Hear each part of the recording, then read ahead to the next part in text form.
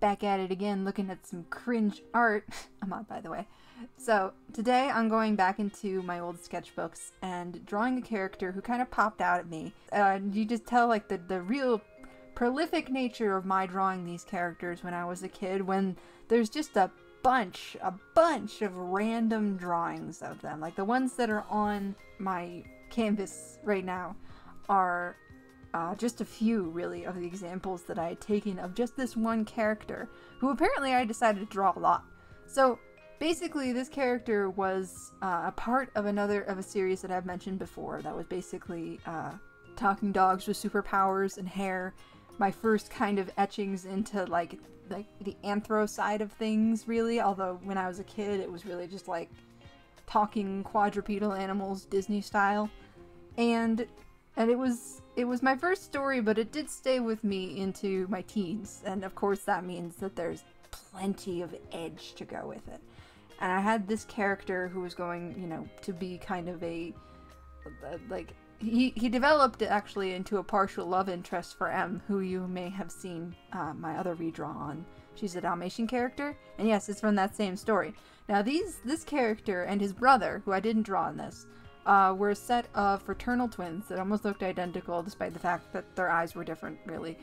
But they were two wolf cubs, raised in kind of a weird environment and stuff like that, this weird, like, lavish manner, who were werewolves.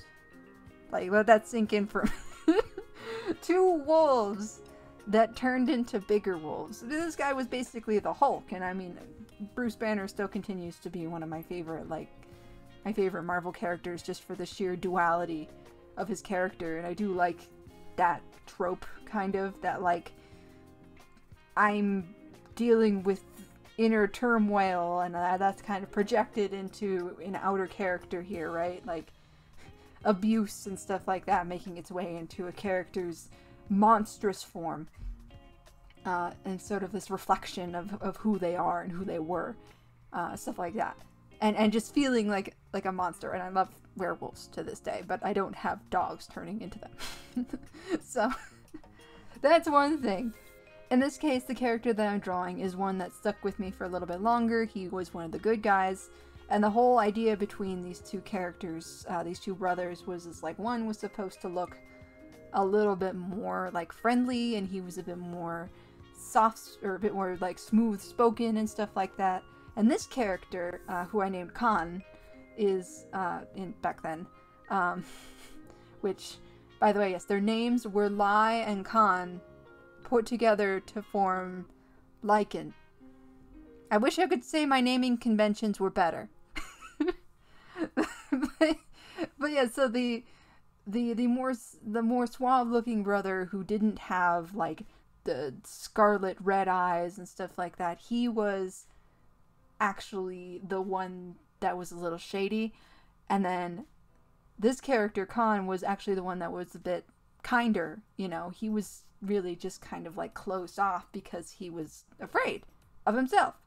So that was my first stint into, you know, subversion of expectation with these two characters, and it was so deep. Obviously, as noted, things kind of went from there, and it's like very edgy, kind of anime style. These two brothers kind of on opposite sides of the playing field, and one's with the bad guys, but is he really a bad guy? And one's with the good guys, he's afraid that he's a bad guy, and and all this sort of situation. Like, I remember the conflicts very clearly in my head most of the time, but it's definitely, I don't know, a lot of them, like the stories that have come from this, have bled into other things. So one of the things is that as time went on, I set up Khan to be a bit of a love interest for M. Did I already say that? I actually kind of changed that over so that now I have another series with a werewolf character. Two, really. I really like werewolves. I have two series where the main character kind of hitches up with a werewolf character. One is a bit older, and another one is one that I'm actively working on right now. And that definitely started from this story, which is still very near and dear to my heart. I mentioned in one of the old videos that I made that I'd love to maybe take some of these concepts and make them into like a kid's book one day. Like, move away from the more anthropomorphic kind of nature of it and go into like just making them regular dogs again, and then they like solve mysteries or something, you know. just totally strip it down, but I think that it would be cute and just have that sort of self-referential thing to my childhood, because I still do adore these characters. It's just that, you know, a lot of it is too much to pick through, you know. Like, the story divulged into 8 different directions that became 17 different stories, and I'm happy with that instead of this. At the same time, though, I like I said, I have a very deep connection to these characters. So, what I did in this circumstance is I started out drawing this character basically with the same-ish design that I anticipated for him when I was younger, that I was trying to get down, and which is basically just kind of like a meh gray wolf with red eyes and these 4 gashes across his face and a pendant that's supposed to kind of represent this like werewolf bloodline. I think it stops them from like changing more than just on the full moon or something like that. So yeah, he's got kind of a sad look on his face and stuff like that.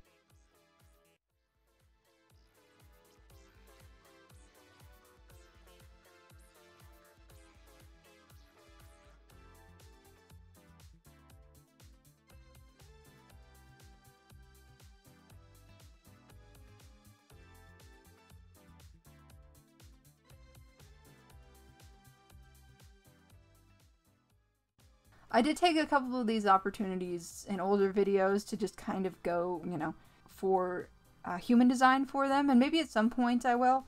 But in this case, I really just went for the redraw and then the redesign.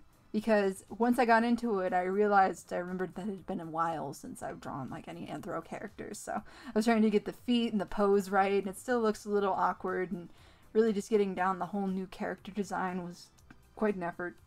So at some point or another, I did go in and basically with the new design redraw one of the old drawings, which was the one that stuck out to me and inspired me to make this video, because I realized that I hadn't made one for this character. And it was the one of him, and it's in the references behind here, but I'll probably put it up onto where you guys can see it better.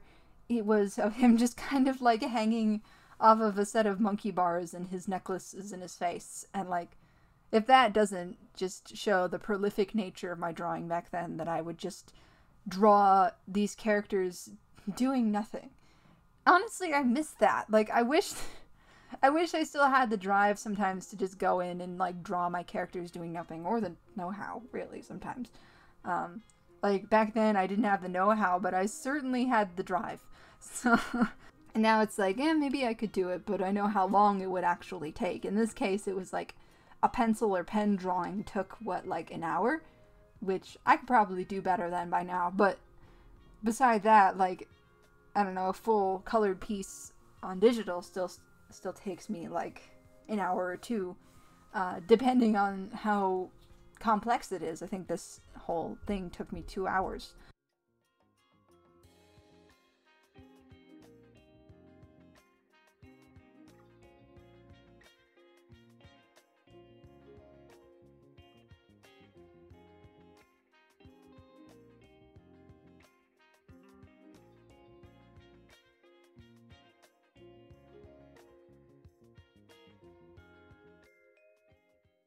And as for the character itself, I decided to give him kind of like a piebald that kind of made sense with his white hair.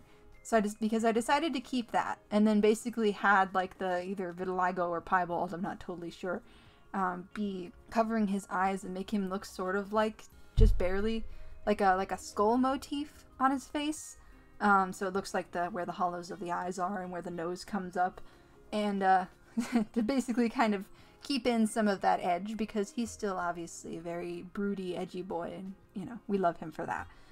He's wearing like a kind of a fuzzy jacket. I kind of wanted to go for I guess a warm, but because it's winter, but also like a old-fashioned style, because I figured when he got into the waking world, he wouldn't just immediately go to like something that he wasn't used to, because again, in their backstory, which apparently I'm still holding to here, he was kind of kept away from the world.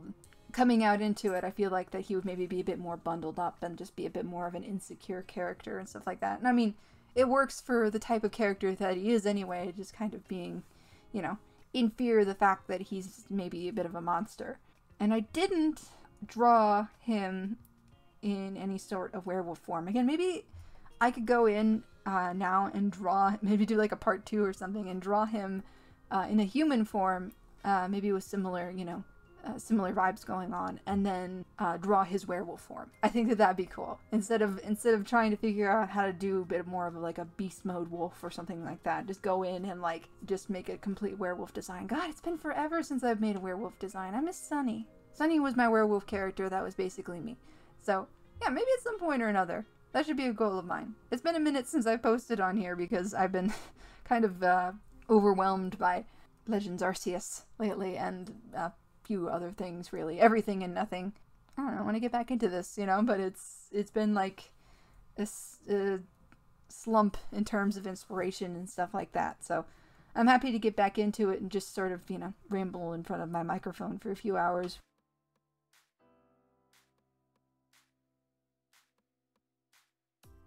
So I have no idea where I am in this recording.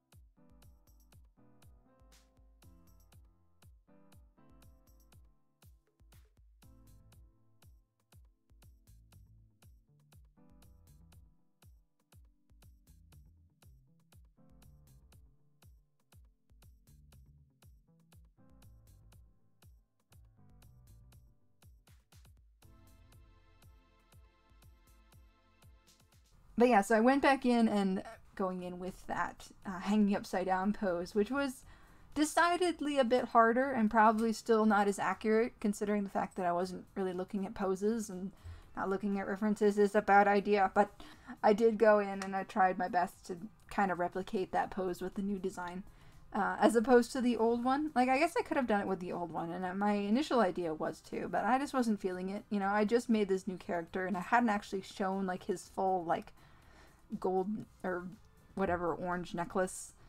Oh yeah, and obviously he has the heterochromia, and part of it is that like lack of pigment in the one eye and stuff like that. So the orange eye is supposed to be a bit more wolfish.